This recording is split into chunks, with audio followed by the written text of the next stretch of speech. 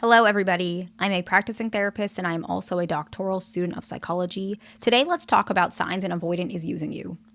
This was pretty requested, and I'm sorry it took so long, but I did read all of your comments and I know a lot of you guys were asking this. So, thank you very much for being patient with me. But today, we're going to talk about what you guys have been asking. How do I know my avoidant, partner, interest, whatever it is using me?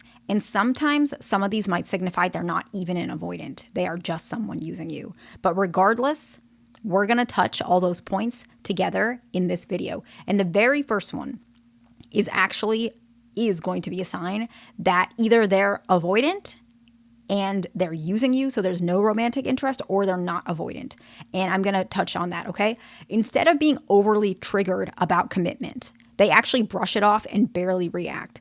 Most avoidants, which is going to sound a little strange, if they're interested in you, they're going to react about commitment, and you might think that doesn't mean they like you. No, the reason why it bothers them so much about the thought of committing to you is because it's overwhelming for them, because that is a potential for them, and they have a trigger. They have a fear about commitment. So not necessarily commitment, but what it brings. I'll give you an example, okay?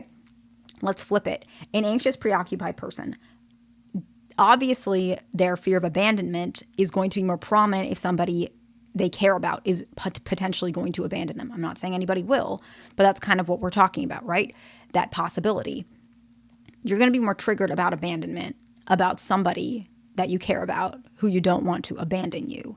Similarly, if an avoidant, they're uncomfortable with commitment and they want to at some point give you that and be available, but it's still triggering for them. That doesn't mean they are using you if they're triggered. However, if they brush it off and barely react, it shows me that there's not much interest in you in general, because you bringing up commitment doesn't even bother them, because they know somewhere it's never gonna happen, because they're not there. The reason why they're triggered is because they're like, I don't want you to pressure me, give me space, I want my own time, because there is a thought in their mind, okay, I might commit to you, but let me do it on my time. You don't get to say, maybe I never will commit to you. I don't like this pressure, right? The potential of commitment is there. That's why they're upset about it, right? The fact that they're not upset, or they're brushing it off, or they're barely reacting, means that commitment is not on their radar at all with you. And if that's the case, why are they here? What are they getting from you, if that makes sense? So that is one sign, particularly if somebody is using you in comparison to somebody who's not, especially if they're avoidant, because most avoidants behave where they're triggered about commitment, okay? The next one is making last minute plans. A lot of people think that this is a sign that they are avoidant, not that they're using you. Possibly, but a lot of avoidant individuals do not make last minute plans. A lot of them don't.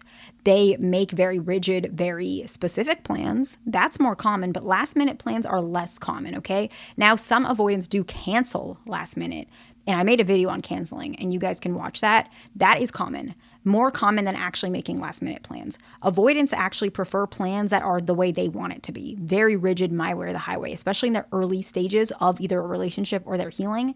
Last minute plans are a little bit less common. It can happen, but usually if they're more available or they're not using you, if you say that you want to make plans a little bit more in advance, they will actually do that. They will make more plans in advance. Some of them do make last minute plans, but it's usually either there's less interest or they're very early on in their connection. But what you're going to see is that these last minute plans will start turning into more concrete, more solid plans that are a little bit more in advance. Whereas if someone's using you, it's always going to say in the last minute plan section. The difference is really with this, are they changing?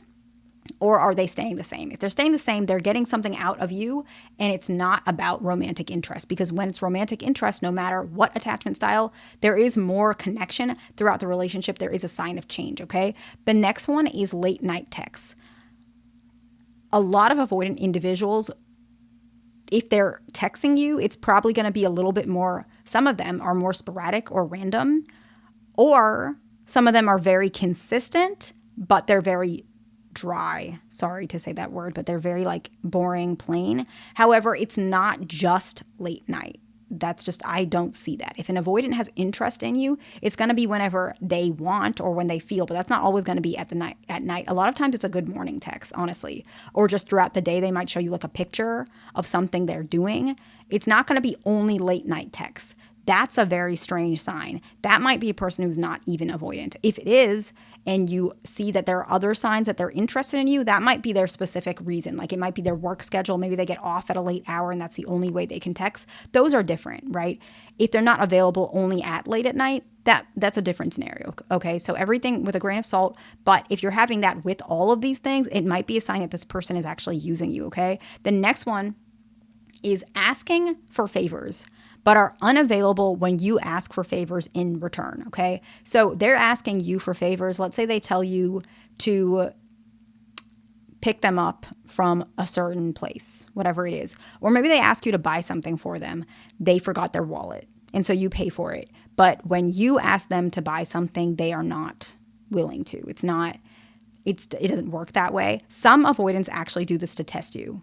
And so that can be a sign that they're not using you. However, the difference is that the avoidant individual, when they're testing you, they are actually outwardly, sometimes you'll hear them outwardly say, I don't want to give money to people because I've been taken advantage of before, right? They directly tell you these types of things. Or I don't want to be used by anyone. That's why I will never, pay for anything, right? They might say something like that. So there's a clear wound regarding doing favors.